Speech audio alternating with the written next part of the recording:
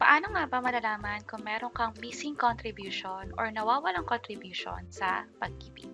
By the way, kung first time mo sa channel na to and gusto mo pa ng mga online tutorial videos katulad nito, please click the subscribe button. In this video, malalaman natin online yung mga contribution sa pag-ibig. Hindi lang yung mga nawawala o yung missing na hulog, kundi yung mga nahulog na talaga natin per year. So ito yung virtual pag-ibig, that's pag-ibigfundservices.com. Ito yung legit na website ng pag-ibig.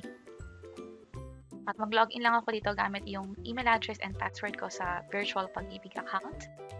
I-click ko tong regular savings. At makikita rito yung kabuuang nahulog na natin. Also, yung dividends na nakuha na natin.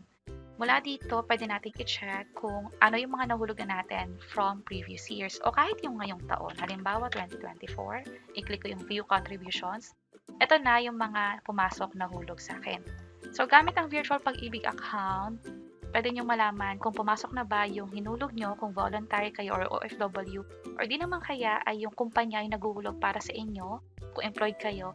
Pwede nyo i-check dito kung nare-remit ba ng maayos yung dineduct sa payslip ninyo at napo-forward nga ba talaga siya sa pag-ibig account ninyo. Hindi lang yung this year, kundi yung last year, pwede nyo rin i-check. Halimbawa, ito, andito yung employer na pinagkatrabahuhan. Ito yung buwan na nahulugan at may mga missing years dito. Pwede nyo i-double check na bakit walang nag-reflect na hulog for March, April dito sa virtual pag-ibig.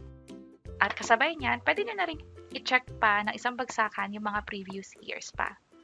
Katulad nito, i-check nyo kung kompleto nga ba, maging yung 2021, at yung mga nagdaang panahon pa. Importante na malaman natin yung contribution natin at sigurado tayo na kompleto yung hulog natin. Kasi pagdating ng panahon, pwede natin itong ma-withdraw pang retirement natin or pwede magamit sa mga benepisyo or loans dito sa pag-ibig. At i-consider nga doon yung mga contributions natin.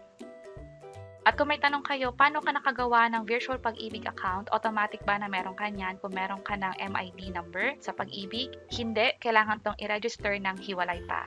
At meron kaming ginawang hiwalay na tutorial videos kung paano nga ba mag-register sa virtual pag-ibig account. Pwede kayong gumamit ng Loyalty Card Plus o yung ibang information nyo sa pag-ibig. Para sa tutorial videos, pwede nyo nang i-check itong mga videos sa baba. Sana makatulong and see you sa mga next videos. Bye-bye!